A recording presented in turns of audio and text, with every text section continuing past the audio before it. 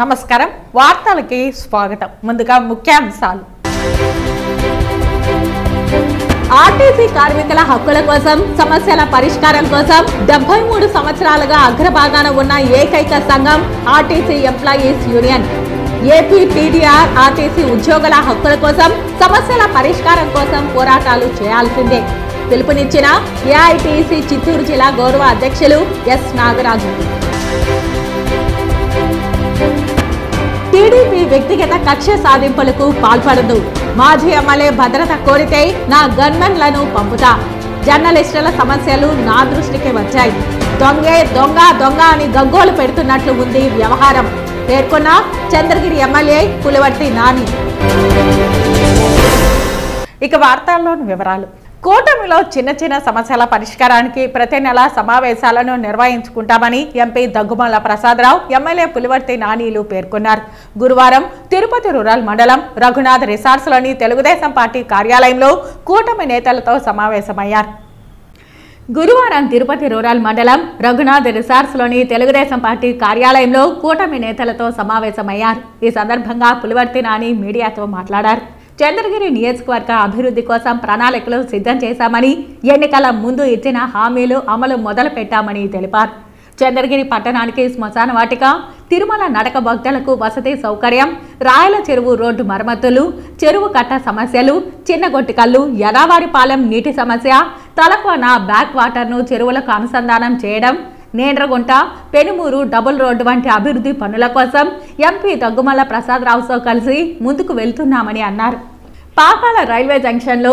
Loading unloading point ఏర్పాటు కోసం railway మంత్రికి లేఖ రాయడం జరిగిందని అన్నారు గతంలో ఉన్న ప్రజాప్రతినిధి ఏ విధంగా దోచుకున్నాడో అందరికీ తెలిసిందేనని అన్నారు ఆయన అవినీతి భాగోతాన్ని బయటకు తీస్తుంటే నాపై బురద చల్లాలని చూస్తున్నాడని తెలిపారు ప్రాణం ఉన్నంత వరకు అవినీతికి పాల్పడను నా పేరు చెప్పి అవినీతికి పాల్పడితే సహించను నన్ను చంపడానికి ప్రయత్నించినా భగవంతుడు ప్రాణాలతో ఉంచాడంటే ప్రజలకు సేవ చేయడానికి అని భావిస్తున్నాను అభివృద్ధికి సలహాలు ఇస్తే పార్టీలకు అతీతంగా పాటిస్తాను అలా కాకుండా పదే పదే బురద చల్లే ప్రయత్నం చేస్తే 2020 నుంచి 2024 వరకు జరిగిన భూ స్కాములన్నీ బయటకు తీస్తాను ఎవరు ఏ సహాయం కావాలని వచ్చినా అందుబాటులో ఉండి చేస్తానని తెలిపారు విలేకరుల సమస్యలు కూడా నా దృష్టికి వచ్చిందని గతంలో ఇంటి స్థలాలు పొందలేని జర్నలిస్టులకు ఎంపీ కలెక్టర్ సహకారంతో పట్టాలు మంజూరు చేయిస్తానని తెలిపారు అంటే వాళ్ళు చేసినటువంటి అవినీతిని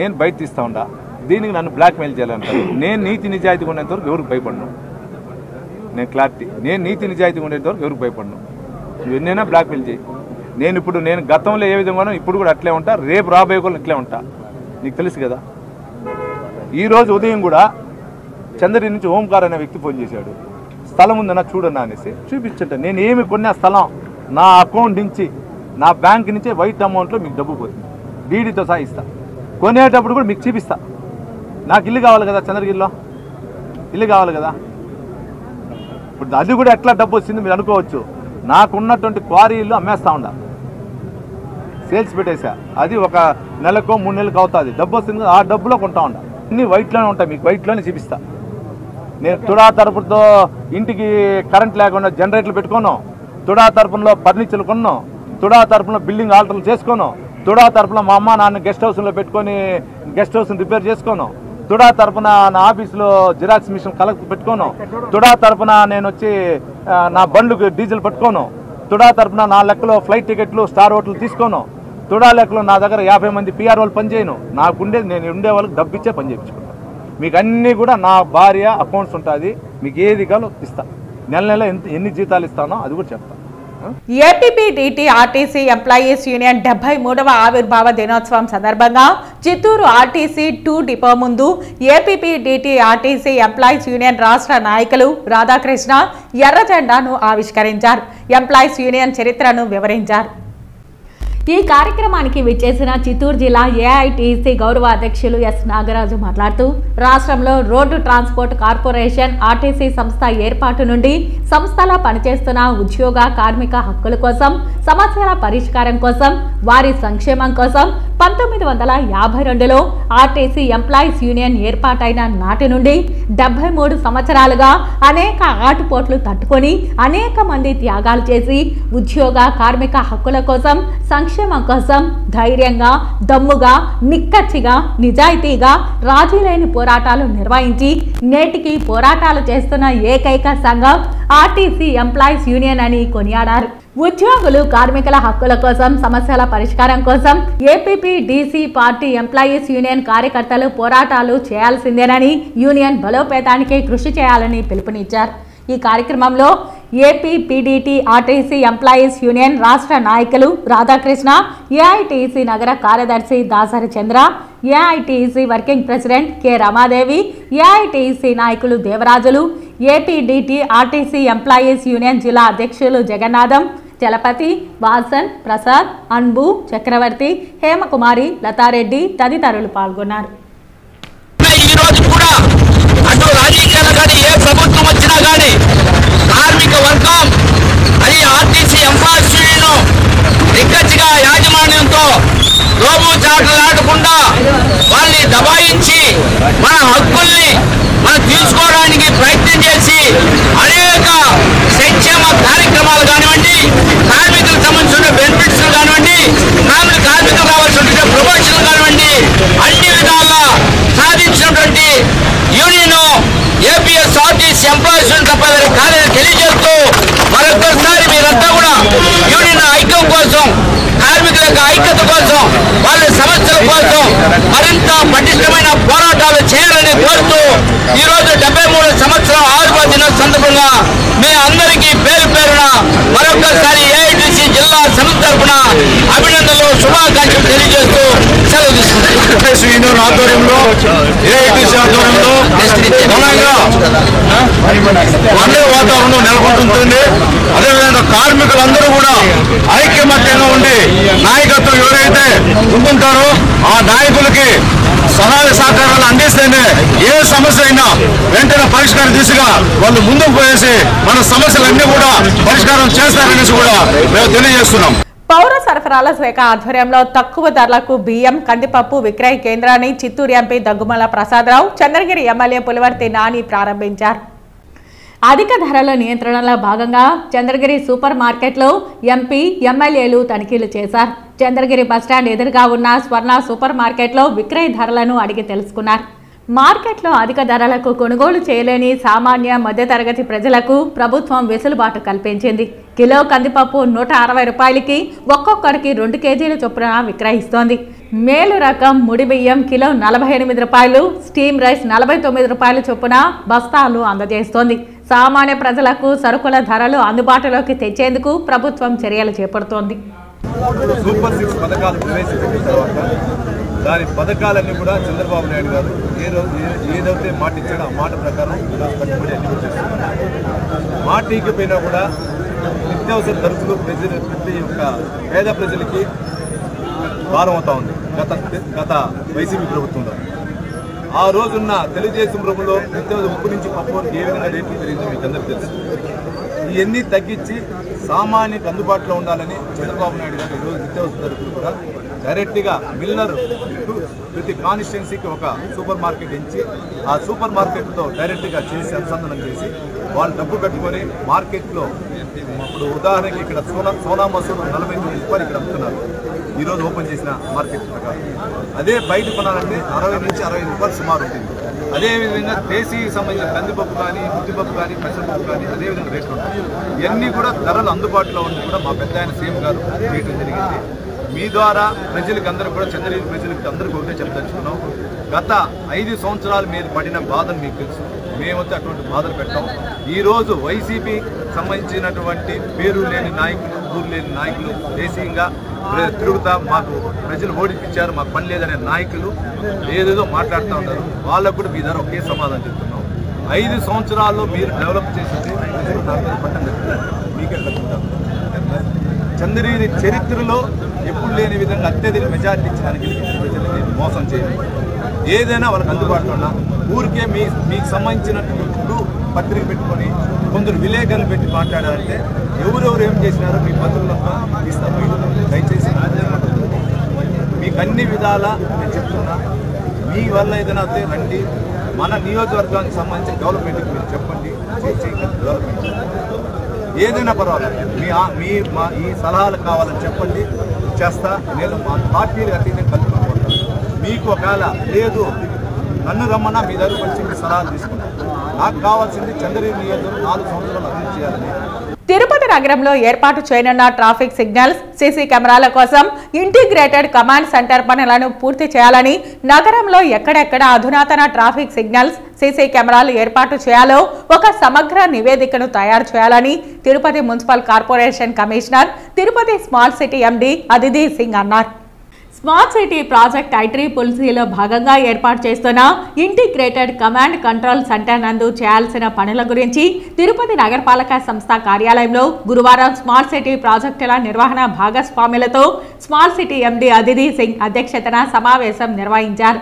ఈ సందర్భంగా ట్రాఫిక్ సిగ్నల్స్ ఏర్పాటు, సీసీ కెమెరాల పనితీరు గురించి ప్రాజెక్ట్ మేనేజర్, కన్సల్టింగ్ వారు, IEEE కాంట్రాక్టింగ్ ఏజెన్సీ వారు వివరాలను తెలియపరిచారు. ఈ సందర్భంగా Tirupati smart city MD, Tirupati municipal corporation commissioner Aditi Singh మాట్లాడుతూ అన్ని శాఖల సమన్వయంతో IEEE ప్రాజెక్టు పనులను ప్రారంభించాలని, కమాండ్ కంట్రోల్ సెంటర్ ఏర్పాటుతో నగరంలో ఏర్పాటు చేయబోయే సీసీ కెమెరాల పనితీరుతో మరింత మెరుగు ఫలితాలు సాధించవచ్చునని తెలిపారు. ఈ సమావేశంలో Tirupati police ASP Kulasekhar, traffic DSP Ramanakumar, telecom GM Venkobarao, APSP DCL SE Surendra Naidu, municipal superintendent engineer Tirumalik Mohan, అదనపు commissioner Charan Tej Reddy, municipal engineer Chandrasekhar, smart city GM Chandramouli, AECOM ప్రతినిధి Balaji, manager Chittibabu, NEC, PMC ప్రతినిధులు తదితరులు పాల్గొన్నారు.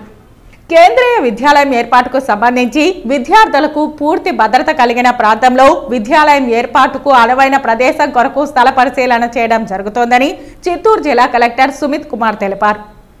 అనంతరం జరుగు పంచాయతీలో జేఆర్సీ క్రికెట్ పోటీలను జిల్లా కలెక్టర్ సుమిత్ కుమార్, ఎమ్మెల్సీ కంచల శ్రీకాంతులు ప్రారంభించారు. ఉత్సాహంగా క్రికెట్ ఆడి యువతకు స్ఫూర్తిదాయకంగా నిలిచారు. క్రీడలు శారీరక దృఢత్వానికి ఎంతగానో తోడ్పడతాయని, యువత క్రీడల్లో రాణించాలని కలెక్టర్ అన్నారు. ఈ కార్యక్రమంలో నియోజకవర్గం ఇన్ఛార్జ్ పిఎస్ మునిరత్నం మరియు టీడీపీ ముఖ్య నాయకులు, అధికారులు తదితరులు పాల్గొన్నారు. శ్రీవారి దర్శనం కోసం భక్తులు వేచి ఉండే నారాయణగిరి షెడ్లో ఆకతాయిలు ఫ్రాంక్ వీడియోలు చిత్రీకరించారు. తమిళనాడుకు చెందిన టీటీఎఫ్ వాసన్, అతని మిత్రులు ఫ్రాంక్ వీడియోలు చిత్రీకరించారు. వీడియోలను ఇన్స్టాగ్రామ్లో వాసన్ పోస్ట్ చేశారు. తమిళనాడులో పెద్ద ఎత్తున విమర్శలు వెల్లువెత్తుతున్నాయి. టీటీడీ విజిలెన్స్ విచారణకు ఆదేశించారు. శ్రీవారి దర్శనం కోసం భక్తులు వేచి ఉండే నారాయణగిరి షెడ్లో ఆకతాయిలు ఫ్రాంక్ వీడియోలు చిత్రీకరించారు. ఫ్రాంక్ వీడియోలను తమిళనాడుకు చెందిన టీటీఎఫ్ వాసన్, అతని మిత్రులు చిత్రీకరించారు.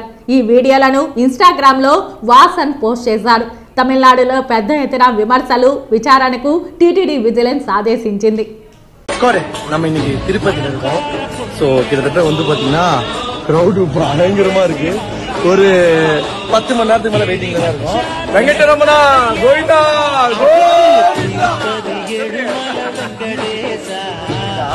அது படகார யூடியூபர்ஸ் அப்புறம் நம்ம போனேன். இல்ல நம்ம வந்து இருக்கிற காசெல்லாம் பெட்ரோல் அடிச்சுட்டு போயிடுது. ஏதோ கொஞ்சம் நஞ்சம் அவங்க சேர்த்து வச்சோம்னா ஏதோ காரோ பைக்கோ வாங்குறோம், அதையும் தூக்கிட்டு போயிடுறாங்க. அப்புறம் வக்கீல் செலவு, போலீஸ் செலவு, அப்படி இப்படி எல்லா காசும் போயிடுது. அதனாலதான் சரி எவ்வளவு நாள் ஆனாலும் பரவாயில்லன்னு கிட்டத்தட்ட ஒரு 10-12 மணி நேரமா வந்து நடக்கிறோம், வருகிறோம், போகும். இல்ல இப்ப புதுசு அட்டியில அடிக்க போறாங்க பாரு. இன்னொரு குண்டா, இன்னொரு குண்டா. ஆல்ரெடி 8 மணி நேரம் ஒரு குண்ல இருந்தோம். இன்னொரு குண்டா, இந்த குண்ல போன வாங்கிடுவாங்களா? அடுத்த குண்ல இது கட் பண்றதுக்கு முன்னாடி வெங்கடரமணா கோவிந்தா கோவிந்தா பத்தல. இன்னும் கொஞ்சம் உள்ள டீப்பா போகணும். அதனால பாட்டு போட்டுட்டு இருப்பாங்க, ஆளாளுக்கு ஒரு சவுண்ட் கொடுப்பாங்க. அப்ப கரெக்டா இருக்கும். நல்லா இருக்குடா.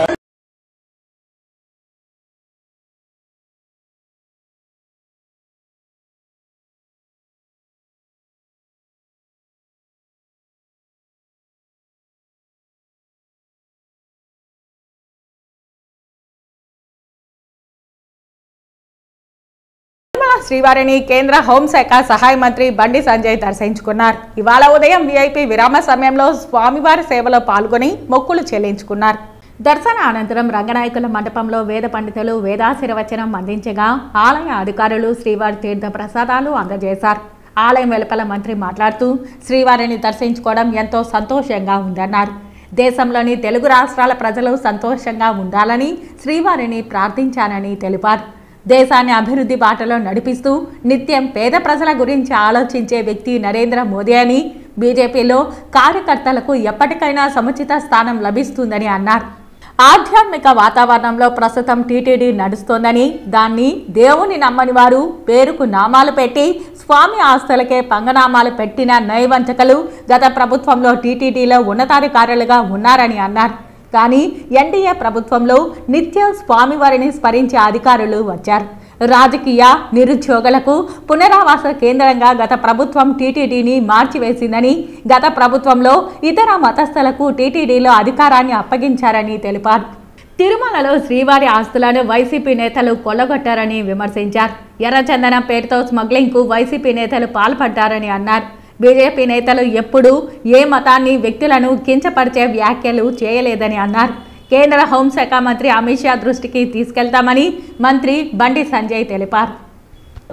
ఇతర మతస్థులకు అధికారం అప్పచెప్పడం వలన ఎలాంటి అనర్థాలు జరిగినో మనందరికీ తెలిసిందే. అందుకే రెండు కొండలవాడ గోవింద గోవింద అనేటువంటి వ్యక్తులు వేరు. ఆ అరాచక నయవంచక పాలన పీడ విరగడైంది. వాళ్ళు ఏడుకొండలవాడ వెంకటరమణ గోవింద గోవింద అనేటువంటి సేవకులు గారు వచ్చారు. వాళ్ళు ఏం చేసారు? వాళ్ళు ఇన్ని రోజులుగా స్వామివారికి సేవ చేయడం ముఖ్యం కాదు వాళ్ళకి. నేను నిన్న వచ్చిన సాయంత్రం, నిన్నటి నుంచి వస్తుంటే ఇక్కడ సిబ్బంది కానీ అనేక మంది భక్తులు కానీ ఇక్కడ గత పాలకులు, గత కమిటీ నిర్వాహకులు చేసినటువంటి నిర్వాహకం గురించి చెప్తా ఉన్నారు. అక్రమ దందా, లంగ దందా, లఫంగ దందా, దొంగ దందాలు చేసి వాళ్ళ స్వామివారి ఆస్తిని, జాతీయ సంపదను కొల్లగొట్టే ప్రయత్నం చేశారు. వాళ్ళ ఎర్రచందనం వీళ్ళంతా వీరప్పన్ వారసులు. అంతా కూడా వీరప్పన్ వారసుల చేతిలో ఉన్నటి వరకు కూడా టీటీడీ ఉండే. స్వామివారి పవర్ ఏందో తెలుసు, స్వామివారి శక్తి ఏందో తెలుసు. సరే 10 సంవత్సరాలు వాళ్ళు ఆడింది ఆట, పాడిందే పాట కావచ్చు. ఇవాళ ఏమైంది పరిస్థితి? స్వామివారి జోలు పోతే ఏమైంది పరిస్థితి? బట్ ఎర్రచందనం పేరుతోని దొంగదందా చేస్తూ వేల కోట్ల రూపాయల స్వామివారి ఆస్తిని, జాతీయ సంపదను దోచుకుంటూ వాళ్ళే ఇవాళ రాజకీయాలను శాసించే స్థాయికి వచ్చారు. రాజకీయ నాయకులను వాళ్ళ గుప్పిట్లో పెట్టుకొని ఎన్నికల్లో గెలవాలన్నా, ఎన్నికల్లో ఖర్చు పెట్టాలన్నా, పార్టీలు నడవాలన్నా, చివరకు ప్రభుత్వాన్ని కూడా అప్పులు ఇచ్చే స్థాయికి వచ్చినంటే ఇంతకన్నా దుర్మార్గం, ఇంత సిగ్గుచేటి కూడా కాదన్న విషయాన్ని మనం గుర్తుంచుకోవాలి. తిరుమల శ్రీ వెంకటేశ్వర స్వామి వారిని ఈరోజు ఉదయం వీఐపీ విరామ సమయంలో పలువురు ప్రముఖులు దర్శించుకున్నారు. తిరుమల శ్రీ వెంకటేశ్వర స్వామి వారిని ఈరోజు ఉదయం వీఐపీ విరామ సమయంలో వెస్ట్ బెంగాల్ మినిస్టర్ బెచారం మన్నా, మాజీ cricketer Sreesanth, Puthalapattu MLA Muralimohan, Rajya Sabha MP గొల్ల బాబురావు, తెలంగాణ ఎమ్మెల్యే కాలేరు వెంకటేష్ వేర్వేరుగా దర్శించుకున్నారు. వీరికి టీటీడీ అధికారులు దర్శన ఏర్పాట్లు చేశారు. దర్శన అనంతరం రంగనాయకుల మండపంలో వేద పండితులు వేదాశీర్వచనం చేయగా ఆలయ అధికారులు పట్టు వస్త్రంతో సత్కరించి తీర్థ ప్రసాదాలను అందజేశారు. ఆలయం వెలుపల ఎమ్మెల్యే మురళీమోహన్ మాట్లాడుతూ రాష్ట్ర ప్రజలందరూ బాగుండాలని స్వామివారిని ప్రార్థించారని అన్నారు. కూటమి అభ్యర్థిగా పూతలపట్టు నియోజకవర్గం నుండి ఎమ్మెల్యేగా గెలవాలని, చంద్రబాబు నాయుడు సీఎం అవ్వాలని శ్రీవారిని కోరుకున్నానని అన్నారు. ఆ కోరిక నెరవేరినందుకు స్వామివారికి మొక్కులు చెల్లించుకున్నానని తెలిపారు. పూతలపట్టు నియోజకవర్గం గ్రామీణ పట్టణాలలో ఉన్నదని, బతుకు తెరువు కోసం ఇతర రాష్ట్రాలకు, దేశాలకు వెళ్లి బతుకుతున్నారని అన్నారు. అందుకోసం యువతకు ఉద్యోగం తీసుకుని రావడం కోసం పరిశ్రమలు తీసుకురావాలన్న ఆలోచనలో ఉన్నామని తెలిపారు. బెంగళూరు చెన్నై హైవే ఉంది కాబట్టి ఐటీ టవర్స్ ఏర్పాటు చేస్తే బాగుంటుందని నిన్ననే లోకేష్ దృష్టికి కూడా తీసుకెళ్లామని, వెంటనే నారా లోకేష్ సంబంధిత అధికారులను దీన్ని పరిశీలించమని తెలిపారని ఎమ్మెల్యే మురళీమోహన్ తెలిపారు.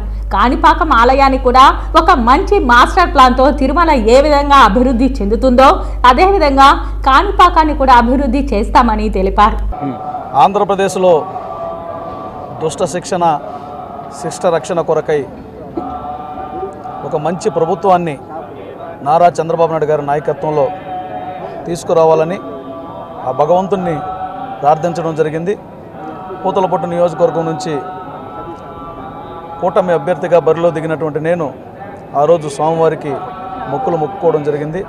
నారా చంద్రబాబు నాయుడు గారు ముఖ్యమంత్రిగా, నేను ఎమ్మెల్యేగా గెలిచిన తర్వాత ఇక్కడికి వచ్చి మొక్కులు చెల్లించుకుంటానని ఆ మేరకు ఈరోజు వచ్చి మొక్కులు చెల్లించుకోవడం జరిగింది.